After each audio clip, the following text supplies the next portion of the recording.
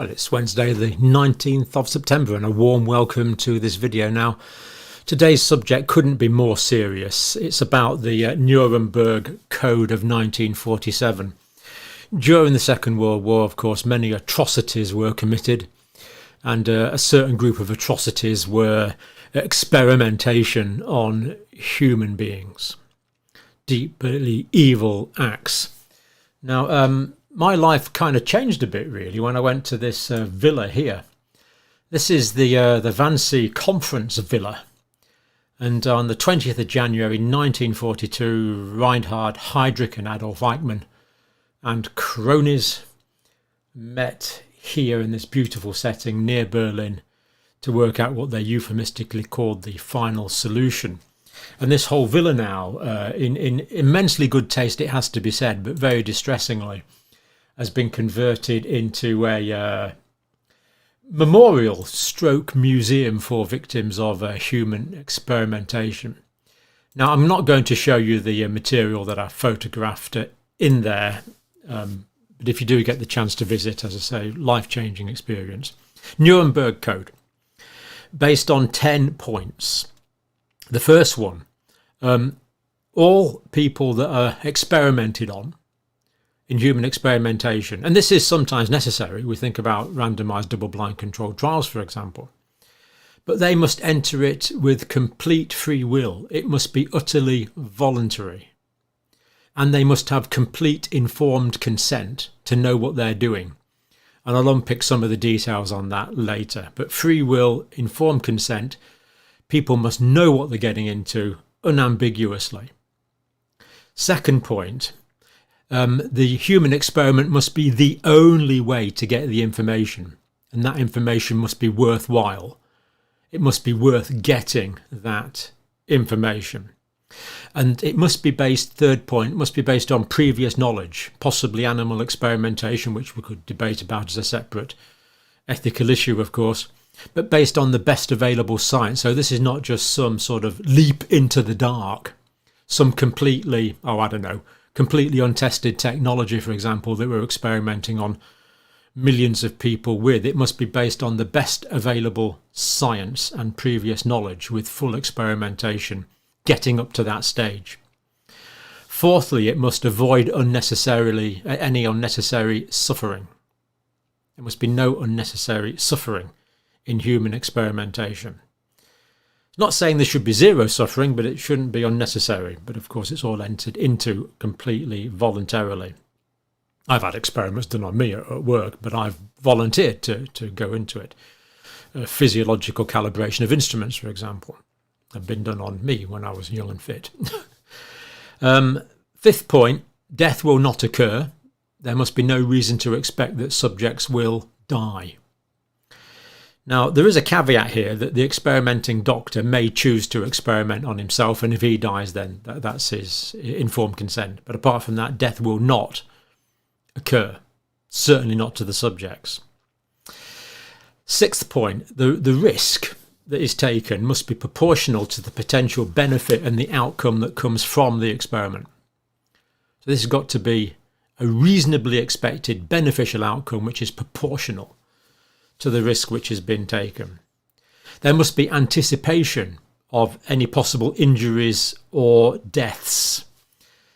Even if this is a remote possibility, this must be anticipated. In other words, people carrying out human experimentation must think ahead, must anticipate what could possibly go wrong here.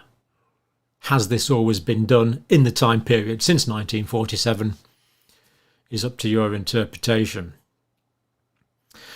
Eighthly, the research must be conducted and closely supervised by proper doctors and scientists.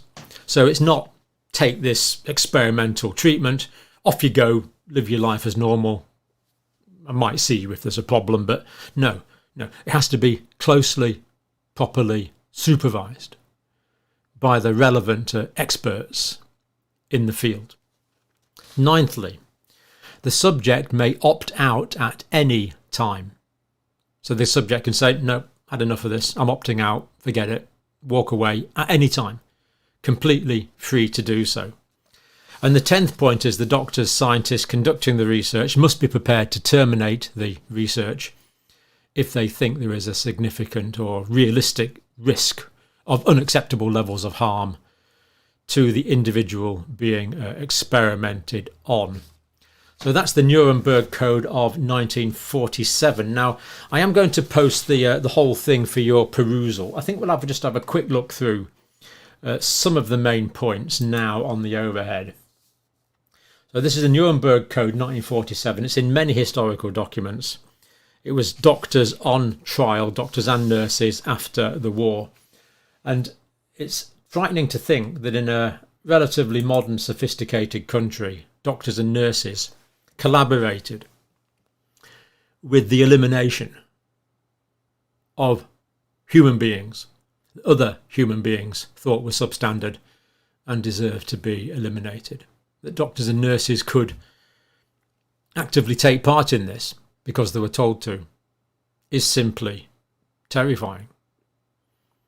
Doctors and nurses do what they're told, it would appear, in this situation, to the point of ending the lives of other people. This comes from the German doctors' trial, 1946. Now, the doctors argued, this is the codes here, you can look them up for yourself, I'll put some references in, that their experiments were no different from those that had been conducted before, and there was no law anyway, so they could do what they wanted. That was their argument. So as a result of this, the permissible medical experiments were drawn up by this Nuremberg Code, part of the Nuremberg trial process after the Second World War, published by the American government in this document. Here's the first point. Voluntary consent of the human subject is essential. They have to have legal capacity to give consent. So people that don't have capacity cannot be experimented on.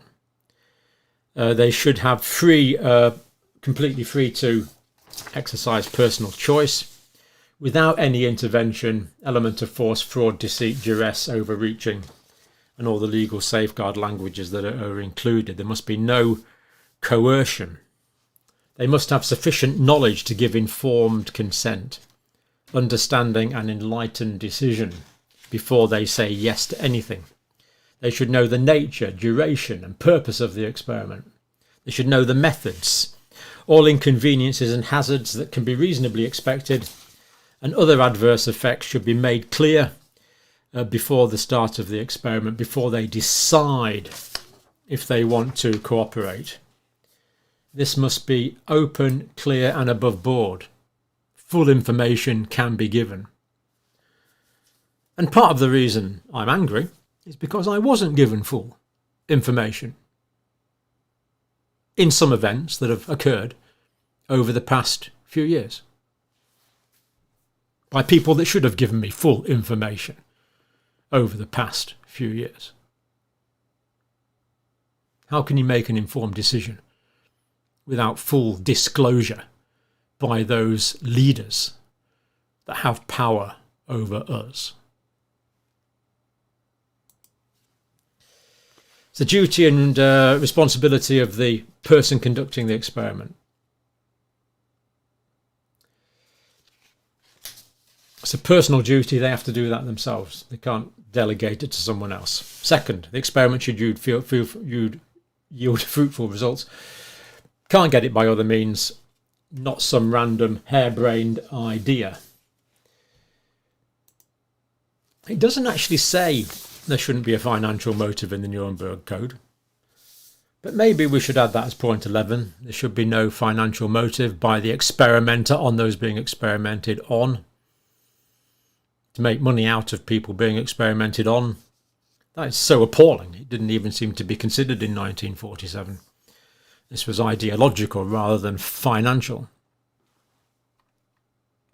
But to me it goes without saying that people should not be experimented on for others to make money out of. Point 3, experiments should be based on previous experimentation with full knowledge, not some harebrained idea that we simply don't know what the outcomes will be. If we have full knowledge and we're just building the next stage, then we're more likely to get it right than if it's a completely new idea. 4. The experiment should avoid unnecessary harm and suffering. 5. No experiment should be conducted if there's an a priori reason believing death or disabling injury will occur, except perhaps where the experimenter themselves takes that risk upon themselves. And there are many noble examples of self-experimenters in history. John Hunter famously infected himself with sexually transmitted pus to work out the nature of those form of diseases. Barry Marshall infected himself with Helicobacter pylori to demonstrate the effectiveness of his eradication therapy, and went on to save untold millions of, well, he does now, several million lives from peptic ulceration. Point 6, the degree of risk should never exceed that determined by the importance of the problem to be solved, the proportionality. Proper preparation should be made and adequate facilities provided to protect experimental subjects against even the remote possibility of death. If there's any possibility of the subject dying, the experiment should not be carried out. It's very simple. 8. Experiments should only be conducted by very highly qualified people and should be well supervised. Now, there's no point having 3 well qualified people who live, I don't know, let's say in Geneva, saying, oh, we should do this. They should be experimenting supervising every single subject that's being experimented on.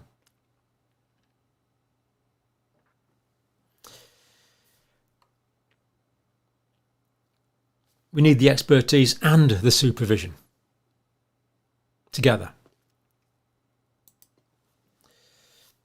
High degrees of skill. 9. Subject can pack in at any time, finish at any time, and the experimenter may need to bring the subject.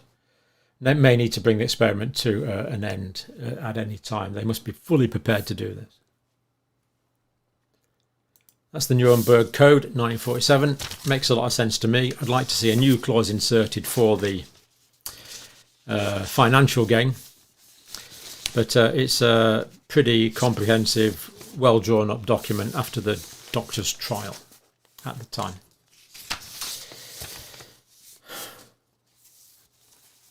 An indictment on humanity that it needed to be done in the first place, of course. Have we moved on from then? Of course, we hope so. If history does anything, it's a warning. History is a warning for the future. I'm not going to overinterpret, we'll leave it there. Now let's finish on a brighter note, for goodness sake. This is from our community health project in Uganda. Now, we're actually buying at the moment maize because it's quite cheap in Uganda at the moment, and it gets very expensive later on and poor people can't afford to buy it. So we're buying the maize.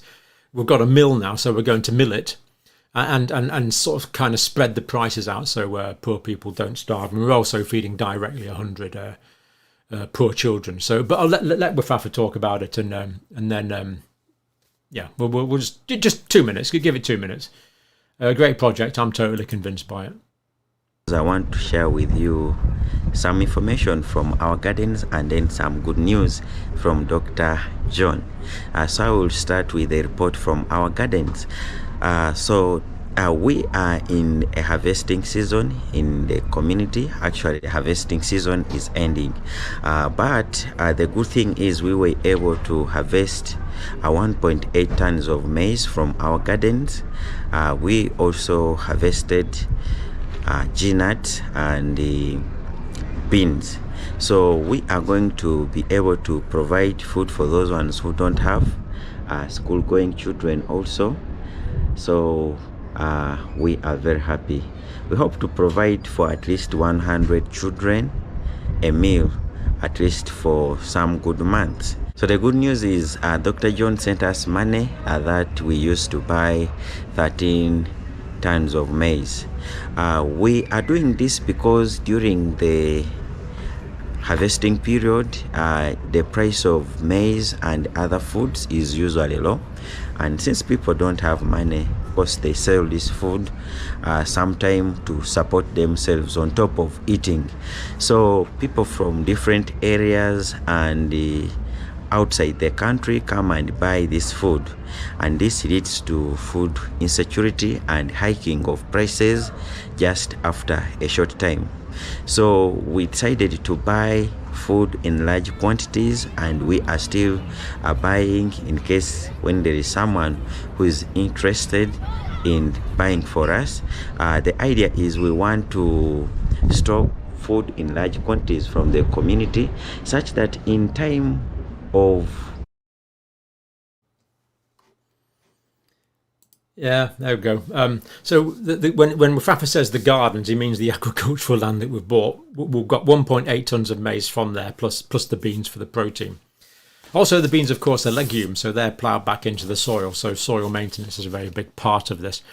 And at the moment in Africa, there are corporate interests buying up agricultural land. So I'm glad that we've got at least this small piece, that we've got a completely legal trust with the Ugandan government now to make that land secure. Now, when he says I sent money, that he means the channel sent money. So thank you. If you've watched the channel, that helps in this project. And we've bought 13 tons, and we've just been able to send some more money, so it's going up to 20 tons now. So it's really going to help in food security for that area. And as well as that, maybe even more importantly, this is a model that can be followed in other parts of Africa. It's community-based. This is not aid. We don't do aid. It is empowerment. And of course, if you would like to be involved in this, we'll put some links below. You can talk to Mufafa directly. So interesting. We're doing the agricultural food security work as well as the direct medical work, of course. So brighter note to end on. Sorry if the Nuremberg Code bit was a bit depressing, but I think it needed to be. It needs to be discussed because we have to learn from the mistakes of history, otherwise we are destined to repeat them. Thank you for watching.